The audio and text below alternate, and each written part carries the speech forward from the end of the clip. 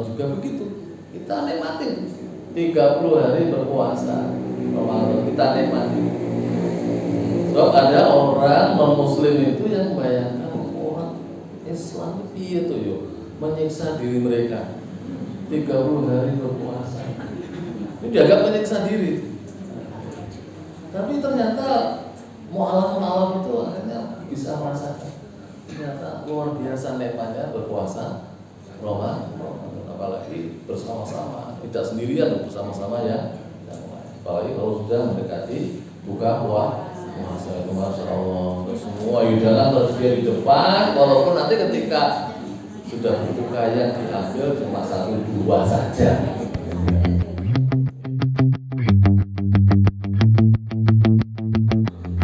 Assalamualaikum warahmatullahi wabarakatuh.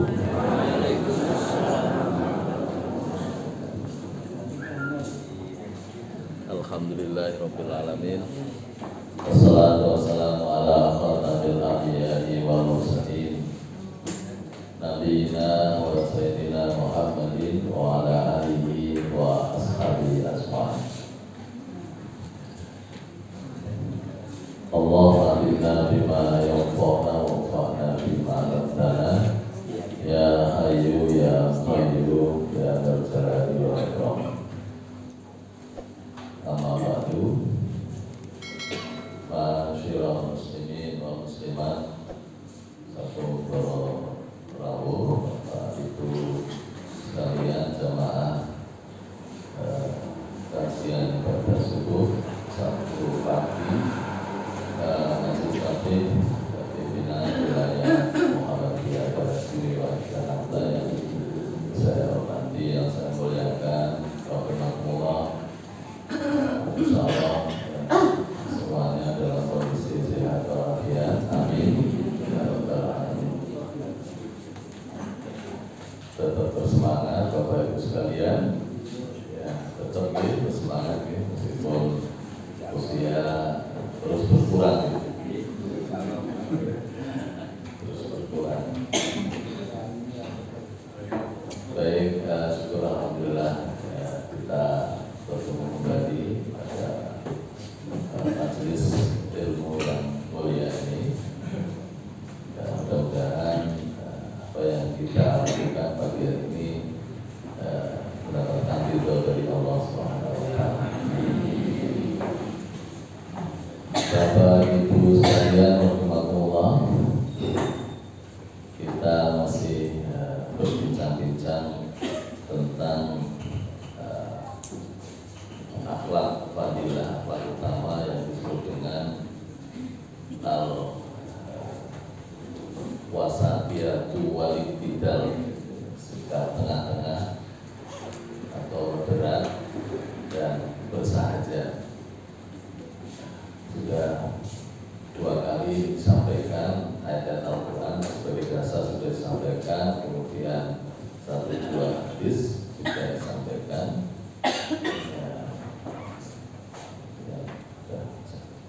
As-Sunnah ada 2 hadis.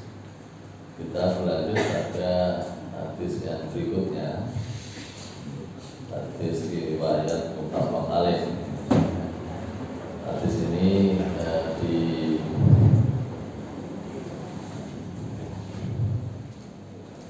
diriwayatkan oleh Al-Bukhari dan Muslim, disepakati dari sahabat Anas bin Malik. Anasin radhiyallahu anhu qala, dia meriwayatkan ja'a salah satu rohtin, telah datang 3 orang. Rohtin itu kelompok atau grup, ya kita sebut 3 orang. Ila buyuti azwajin Nabi, kepada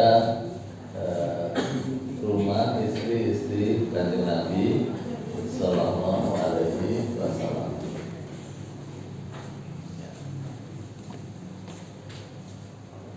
Nah, jalan ya. Yang kursornya ini yang arah saya menerjemahkan. Yas'aluna ibadatan Nabi sallallahu alaihi wasallam. Mereka bertanya tentang ibadahnya Kanjeng Nabi Muhammad sallallahu alaihi wasallam. Falamma ubiru, ketika mereka diberi informasi, dikabari oleh istri-istri Nabi tadi, ka'annahum taqalluha, ekspresinya itu seakan-akan mereka menganggap kecil apa yang dilakukan oleh Nabi. Jadi, menganggap kecil ibadahnya Kanjeng Nabi. Nah, seperti apa nanti kita lihat yang dilakukan oleh Nabi. Waqalu, dan mereka berkomentar, aina nahnu minan Nabi sallallahu alaihi wasallam. Di mana posisi kita ini dibandingkan dengan Kanjeng Nabi? Bahasa mereka ya nggak bisa lah kita dibandingkan dengan Kanjeng Nabi. Ngapa? Qad ghufira lahu ma taqaddama min dhanbi. Nah, Kanjeng Nabi sudah diampuni kok dosanya. Min dhanbi, sudah diampuni oleh Allah Subhanahu wa taala. Ma taqaddama, apa yang telah lalu, dosanya yang telah lalu itu sudah diampuni. Wa ma ta'akhkhara, dan yang akan datang. Jadi artinya apa? Kanjeng Nabi sudah bersih dari dosa-dosa dan sudah pasti masuk surga, dan itu surga yang paling tinggi tingkatannya. Oleh karena itu sampai di sini kita mengkritisi sering saudara-saudara kita dalam kegiatan tahlilan mereka itu selalu mengucapkan lahul Fatihah ila hadratin Nabi sallallahu alaihi wasallam. Lahul Fatihah. Saya bisa nirukan gitu karena di RT saya itu kalau pertemuan RT dimulai dengan acara itu. Ya. Jadi bahasanya bukan tahlil tapi kalimah thayyibah. Ya nggak salah. Karena memang tahlil itu bahasa la ilaha illallah termasuk kalimah thayyibah. Nah, yang dikritisi, yang saya kritisi, dan saya tidak ikut mengucapkan, saya diam aja. Ya, diam aja. Kalaupun membaca Al-Fatihah niatnya bukan untuk dikirimkan pahalanya kepada Kanjeng Nabi. Lahul Fatihah itu kan. Jadi maksudnya pahala Al-Fatihah, bacaan Al-Fatihah. Yang satu huruf itu berapa? 10 kebajikan, tinggal ngitung aja berapa itu Pak. Itu untuk Kanjeng Nabi. Jadi, pertanyaannya apakah Kanjeng Nabi masih ada dosa? Padahal hadis ini sudah menyebutkan kan, qad ghufira lahu ma taqaddama min dhanbi wa ma ta'akhkhara. Nah, itu. Apakah mereka yang membaca, yang mengirimkan doa enggak butuh pahala dari Allah, sudah luwe-luwe gitu kan. Jadi pertanyaan ini. Dan saya kira kita nggak pernah tahu berapa sesungguhnya posisi persentase perbandingan antara pahala dan dosa kita. Nabi aja tidak tahu kalau tidak diberitahu oleh Allah Subhanahu wa taala. Satu. Nanti yang lebih aneh lagi itu ila hadrati Jibril wa Mikail, kepada malaikat Jibril dan Mikail lahumul Fatihah. Dikirimkan juga pahala untuk malaikat itu. Padahal para malaikat itu adalah makhluk Allah yang diciptakan untuk taat. mereka tidak pernah melakukan kemaksiatan, kedurhakaan kepada Allah Subhanahu wa Ta'ala. Ini juga pertanyaan kritis kita kan. Loh, jelas gak dosa kok dikirimi pahala. Sudah jelas mereka nggak mungkin akan menghuni neraka kecuali malaikat menjaga neraka kan gitu kan, menjaga neraka. Nah itu, ini sekedar tambahan saja gitu penjelasan supaya kita itu mantep. Kalau kita bertahlil ya tahlil biasa saja. Tidak udah langsung pakai begitu. Tapi ini ya sudah, itu ciri khas dari saudara kita.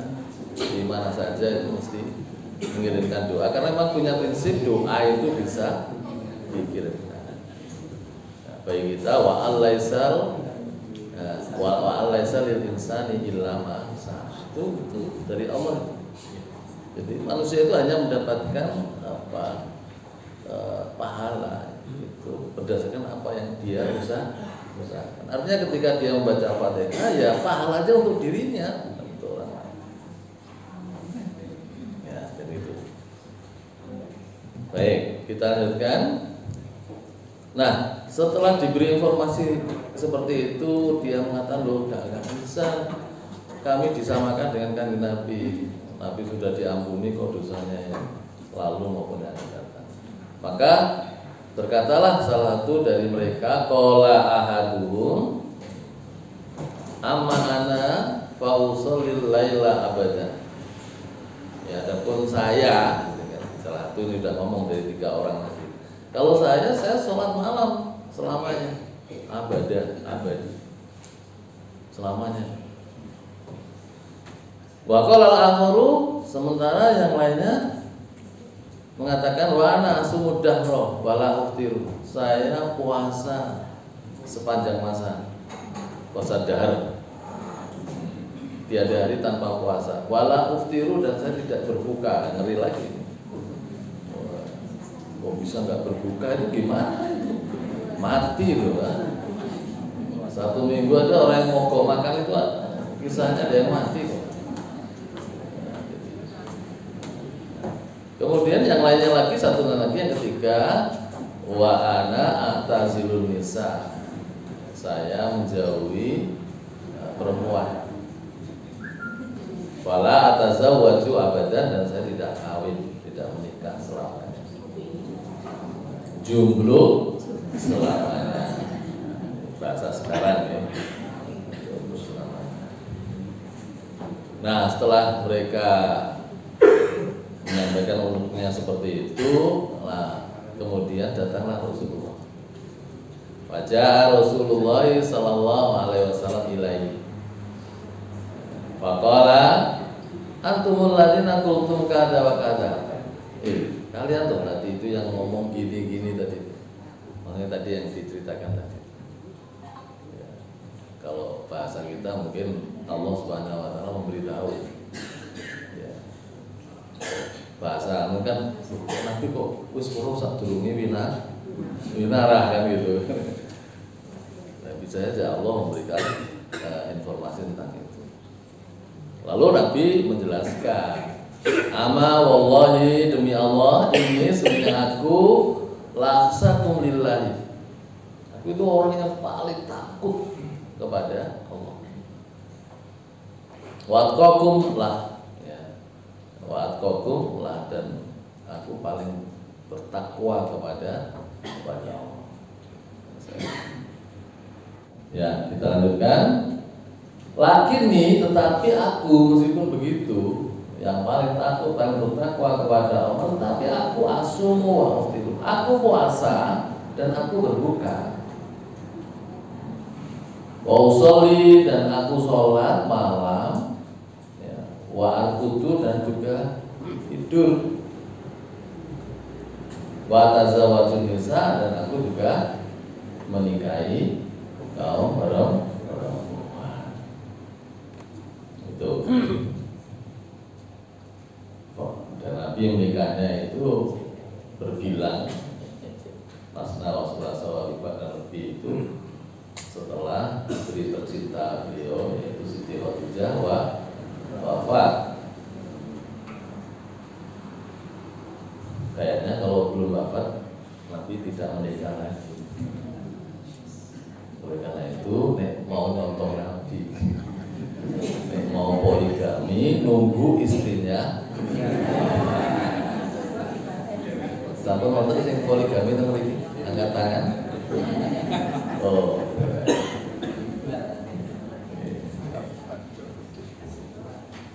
Kalau guyonannya di antara kaum pria, rawani, panci, nggak benar tadi gue. Ini persoalan bukan itu, ini guyonan saja. Itu sebuah pilihan sebenarnya kalau poligami, tapi ada syarat-syaratnya. Syaratnya apa? Kalau nggak bisa berbuat adil cukup satu. Pikirannya nakal itu, kok ngerti adil kan orang dicoba. Coba dulu, rumongso bojone ora diadili kan tidak diperlakukan dengan adil, cukup satu saja diceraikan. Nah itu pikiran nakal, kan? Yang kita bisa mengira-ngira sendiri. Nah terakhir ini penting nih, sering dikutip oleh orang yang memberikan tausiah mantan itu. Paman rawiba an sunnati falaysa minni. Karena ada an-nikahu sunnati, nikah itu termasuk sunnahku. Sama kalimat terakhirnya paman rohibaan, barang siapa yang membenci rohibaan, so ada dalam bahasa Arab rohibafi, beda itu maknanya. Kalau rohibafi itu menyukai, kalau rohibaan itu membenci. Hanya ada tambahan an dan fi, maknanya tidak boleh berbeda. Sama dengan bahasa Inggris look at, itu melihat, tapi kalau look for mencari ya gitu. Jadi barang siapa yang membenci sunnati sunnahku falaysa minni, maka dia termasuk golongan. Oke. Nah ini menggambarkan apa? Sikap tengah-tengah kanjeng Nabi, tidak ekstrim, menguatkan bahwa sesungguhnya tidak menikah itu menyalahi fitrah. Kan seperti yang mungkin pernah saya sampaikan, antara lain fitrah yang diberikan oleh Allah kepada semua manusia sama. Itu antara lain. Fitrah itu karakter bawaan yang diberikan kepada semua manusia. Satu, fitrah makan minum. Itu sudah otomatis ya, sejak bayi itu lahir itu sudah dia harus dipenuhi. Apa dia ingin minum, ingin makan minum. Kalau susu kan ya bayi kan ya makan ya susu, minum ya susu. Kesini itu semuanya harus dipenuhi. Kalau enggak mati lah. Walaupun tidak terlalu penting sebetulnya, esensinya tidak penting, tapi dia harus dipenuhi.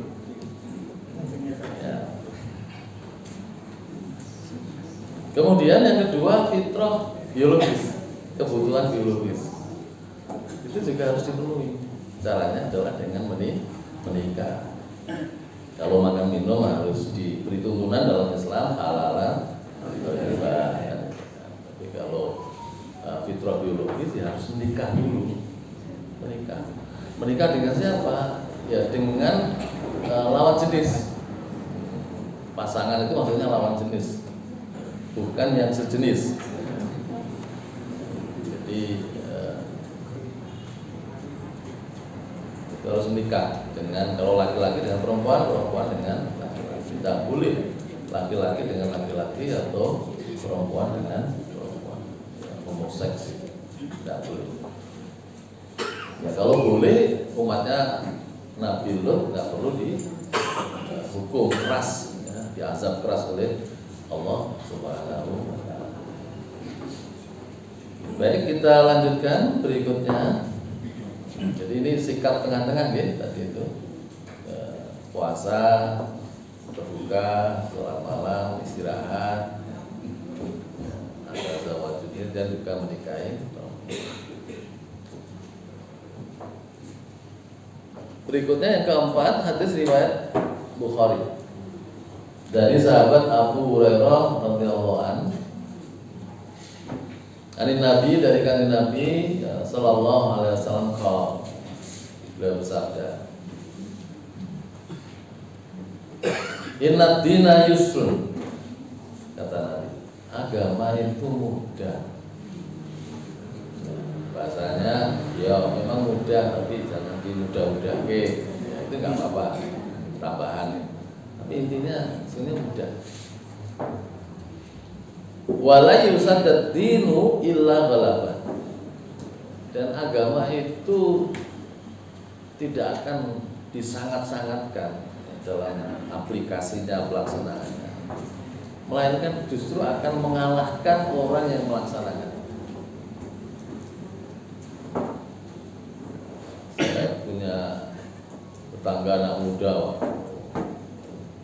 tadinya tidak terlalu mengenal agama, begitu mengenal agama luar biasa semangatnya, sholat tepat waktu di masjid, apalagi luar biasa kalau ketemu pertanyaan-pertanyaan terkait dengan ini. Nah, suatu saat saya kaget gitu. Setelah sekian lama nggak ketemu, suatu saat saya kaget. Karena apa? Karena tiba-tiba dia itu lebih menganukan ini. Udah datang waktu sholat, dia tidak sholat, ya, malah dia aktif di parkiran itu, memarkiri parkiran. Loh, saya kaget. Wah, ini udah berubah nih. Nah, saya terus teringat hadis ini. Wah, dia dulu luar biasa, semangatnya itu luar biasa. Mungkin dia kepentok sesuatu, terus ngutung gitu lah, ngutung. Nah, terus sekarang abai, semangatnya tidak lagi seperti dahulu.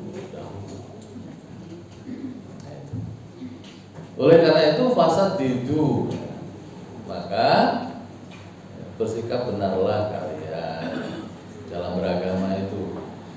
Ini perlu banyak ngaji nih supaya benar. Waqaribu, ya, dan bersahajalah kalian, bersahaja. Wa absyiru, dan bergembirakanlah, gembirakanlah. Jadi ya kita lihatlah, ada saudara kita yang punya semangat itu kemudian dimanfaatkan kan, pada akhirnya didoktrin, kan gitu. Kalau pengen cepat masuk surga gitu. Kan gitu kan, itu dibom itu kan misalnya kan gitu kan, oh kan, itu ada yang seperti itu. Jadi dia mengikuti aja kayak mesin aja, udah dicuci otaknya gitu, udah kayak mesin. Insya Allah kalau kita luas di dalam beragama dengan ilmu yang luas, dengan ngaji, tentu saja dengan guru yang juga luas wawasannya, sebab ada guru-guru yang saya perhatikan itu provokatif, ya, tidak membawa kepada suasana yang baik, ya, membangun persaudaraan dan seterusnya, tapi malah membangkitkan permusuhan. Baik, kemudian wasta'inu bil ghadwati war-rohati, dan minta tolonglah kalian di waktu pagi, ya, subuh seperti ini, warohati, dan waktu sore, asar, wasyairun minatul jah, dan sebagian dari akhir malam, wasyairun minatul jah di akhir malam, itu pada sholat tahajud. Yang paling bagus kan sebenarnya yang paling akhir itu. Walaupun kita tahu dalam pemahaman Muhammadiyah, sholat malam itu bisa dilakukan di awal, bisa di tengah malam, bisa di akhir malam. Tapi yang paling baik di akhir malam, karena nanti berlanjut kepada sholat subuh. Kan? Sebelum subuh ada sholat fajar. Ya. Maksudnya sholat sunat fajar. Fajar itu subuh, ya kan? Jadi sholat qobliyah subuh. itu bukan makhluk tersendiri ya. Sholat sunat fajar bukan makhluk tersendiri, tapi dia adalah sholat qobliyah subuh. Itu yang paling bagus seperti itu. Nah kalau di awal ya sebentar lagi kita Ramadan, masuk Ramadan, itu ada sholat tarawih di dalam pandangan Muhammadiyah. Sholat tarawih itu sama nama lain dari sholat malam, qiyamul Ramadan, qiyamul lail, sholat tahajud, itu pandangan Muhammadiyah. Satu amalan ibadah dengan banyak nama. Itu kajiannya mendalam, argumentasinya aja kenapa kok bisa satu amalan punya banyak nama. Ini riwayat Bukhari. Kemudian dalam riwayat yang lain juga dari Bukhari, lalu ini dari Bukhari. Fasad itu waqoribu, ya. Maka bersikap benarlah kalian dalam beragama itu waqoribu dan bersikap sahaja. Bersahaja. Ya itu ketemu dengan firman Allah yang lain kan. Kemarin dulu wasrobu wala tusiru, makan, minumlah, jangan berlebih, bersahaja. Waktu warohu dan beradalah kalian pada pagi hari untuk berdoa minta tolong pada Allah waruhu, dan juga di waktu sore wasairu minatulja, dan di akhir al-qasda. Ya, jadi fokus pada tujuan tarbaluhu, kalian akan sampai. Kalau fokus kita ke tujuan, kita mau kemana? Oh saya mau ke PWN, ya sudah ke PWN. Ya, kalau kita fokus kita ke situ pasti ke situ. Tidak belok-belok ke, itu ada makanan, ya beli dulu. Gak ada gitu. Ya kan? Gak ada gitu. Nah tadi saya sama istri itu naik mobil, di belakang ada bapak ibu. Ibu pakai pakaian hijau. Siapa nih? Ya? Bapak pakai kopiah, pakai naik selontong. Mulai dari Kota Gede, sebelum Kota Gede. Oh ini kayaknya mau ke BWN. Saya itu dari belakang. Oh itu ternyata saya. Terus sampai situ saya tinggal kan, cepet-cepet sini dari tunggu kan. Sinten nggih kalau boncengan dari arah Kota Gede, Bapak Ibu. Iya. Nggih boncengan. Nah, itu namanya fokus itu ya. Dari rumah bismillah, udah langsung ke sini. Sini. Fokus. Yang dilakukan ibu-ibu di pasar jangan ditiru. Ya, kalau nggak punya catatan itu bisa kemana-mana itu. Makanya dibeli bukan yang direncanakan. Nah itu yang terjadi begitu kan. Maka bawa catatan. Sok kalah, kadang kalau hanya pikiran saja sok kalah itu. Godaan dengan barang-barang yang lain yang lebih menarik dari rencana semua. Betul apa kan gitu? Betul ya. Nah al-qasda ya, tujuan itu ya. Fokus ke sana. Kalau pada akhirnya akan sampai. Terus ini Pak. Pengalaman. Kemarin menjelang muktamar itu ada anak-anak Palimin itu jalan kaki dari Jogja ke Solo. Jalan kaki Pak. Itu kalau fokusnya tujuan ke sana ya ke sana. Udah pelan-pelan saja, kalau kesel istirahat, gitu kan. Nanti dilanjutkan lagi. Pada akhirnya sampai. Ya betul pengalaman, karena dulu waktu saya masih mahasiswa, ya saya ikut juga di kegiatan pramuka, pernah mengadakan perjalanan malam mengikuti jejaknya Panglima Sudirman, gitu kan. Ya berjalan dari Jogja ke Solo, gitu ya. Ya berjalan kaki. Pada akhirnya sampai juga di Solo.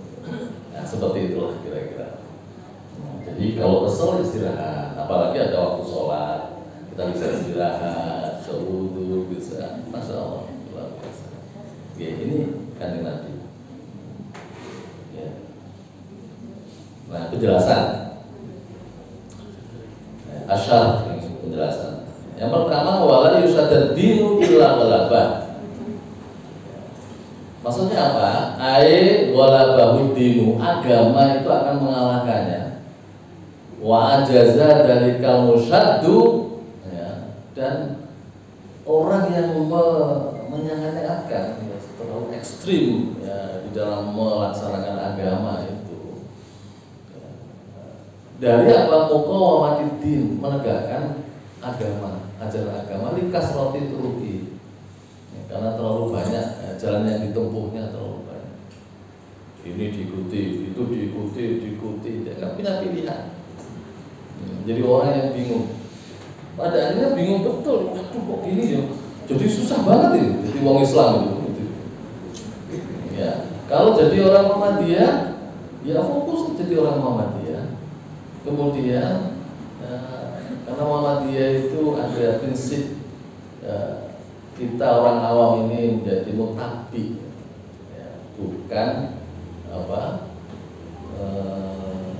mukallid, mutabi, mengikuti keputusan pimpinan Muhammadiyah dalam hal juga pemahaman agama, tapi ada keinginan untuk mengetahui dalil-dalilnya.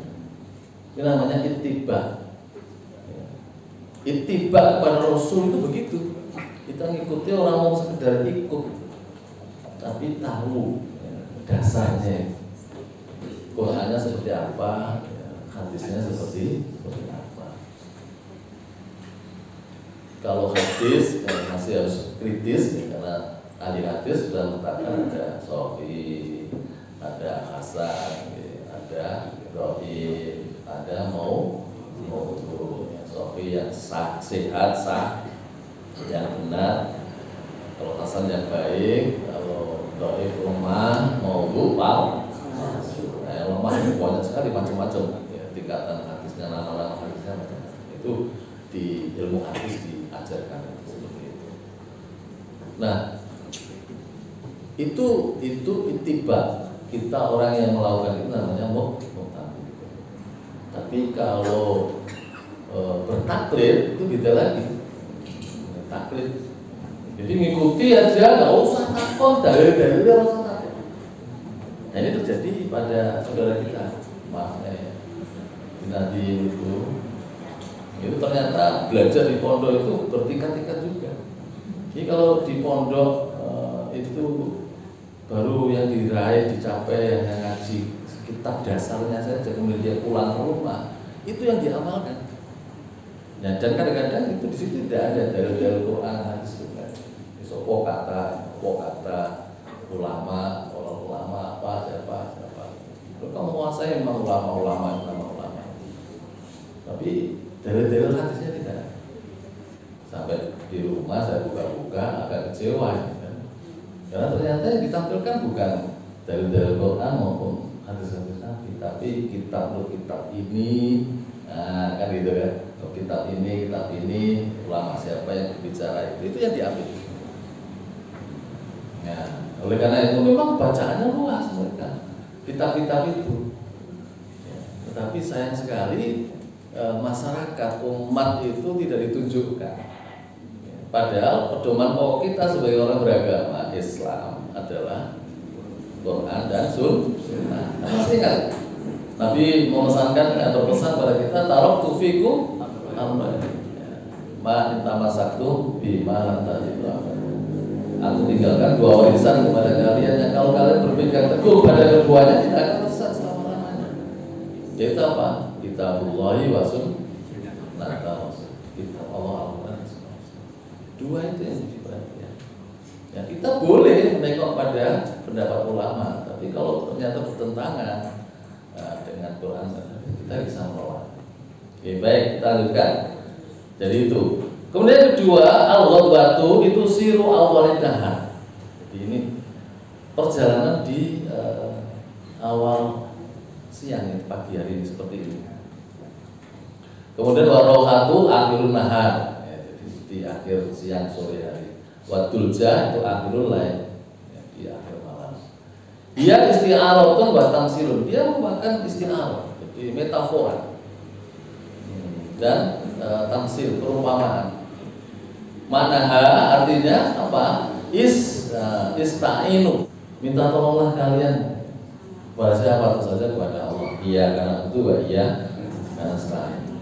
Ala ta'atillah, untuk bisa mentaati Allah Azza wa Jalla.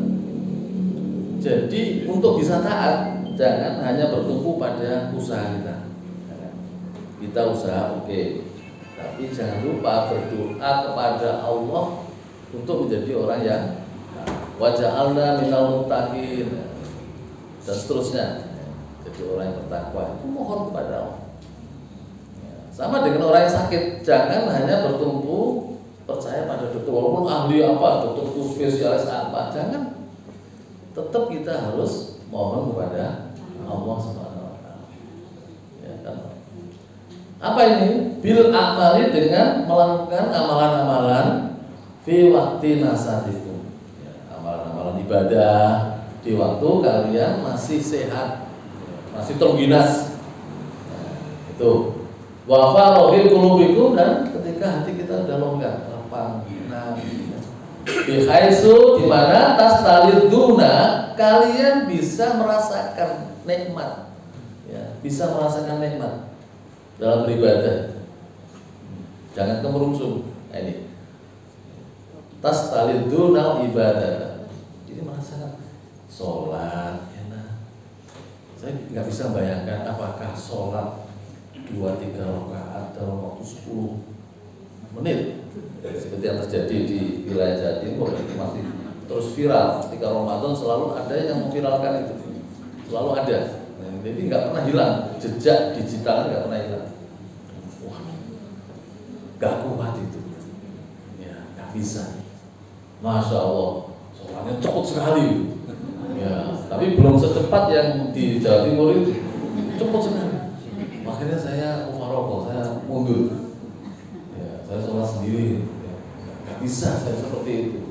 Udah capek banget gitu ya, capek. Belum lagi meresapi makna-makna dari bacaan-bacaan sholat. Nah, ini bukan dunianya, ini bukan dunia.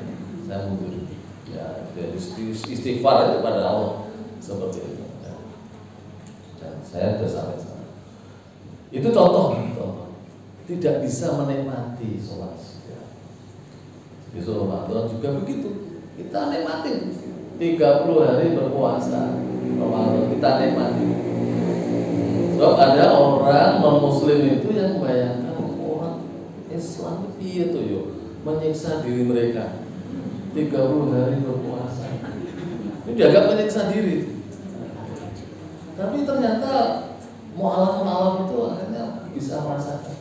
Ternyata luar biasa nikmatnya berpuasa Ramadan, apalagi bersama-sama, tidak sendirian, bersama-sama ya. Apalagi kalau sudah mendekati buka puasa, itu Masya Allah, semua hidangan terus dia di depan, walaupun nanti ketika sudah berbuka yang diambil cuma 1-2 saja. Baik. Kemudian wala atas amuna, dan jangan kalian merasa bosan. Ya itu tadi.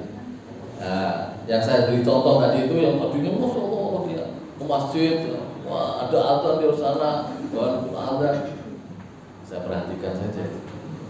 Ini tampaknya klotik gitu kan. Pada lain waktu ternyata dia mengambilkan. Bosan dia, bosan. Watablughuna maksudakum, dan pada akhirnya kalian akan sampai kepada tujuan kalian. Ya kan, malaikat Israel datang, ngabur, yo Bali yo, ya Bali. Jadi bahasanya kembali sowan wonten ngaso dalem Allah Subhanahu wa taala. Nah, digambarkan kamal musafiro, kama annal musafiro al-hadiqo, sebagaimana seorang musafir yang pandai yasiru fi hadil al-qadi, yang berjalan di waktu-waktu itu, wa yastarihu, dan beristirahat. Siapa yang beristirahat? Huwa wa dabbatu, dia dan binatang atau kendaraan, binatang yang ditumpanginya itu dulu ya, onta, kedelai, apa? Kedelai. lagi tidak ngantuk. Kalau itu kalau sekarang ya kendaraan motor, mobil dan seterusnya istirahat. Ini kalau pribadi ya. Kalau kendaraan umum kan nggak bisa. Kita nyetok, Pak Masinis keretanya pergi dulu lah gitu kan, nggak bisa. Ini yang sifatnya pribadi. Fi ghairiha, pada yang lainnya, tempat yang lain. Fayasilul maksuda, pada akhirnya akan sampai pada tujuan bi ghairi ta'abin, tidak mengalami kelelahan. Ini bentuknya. Saya kira demikian, sudah waktunya. Kurang lebihnya maaf. Assalamualaikum warahmatullahi wabarakatuh.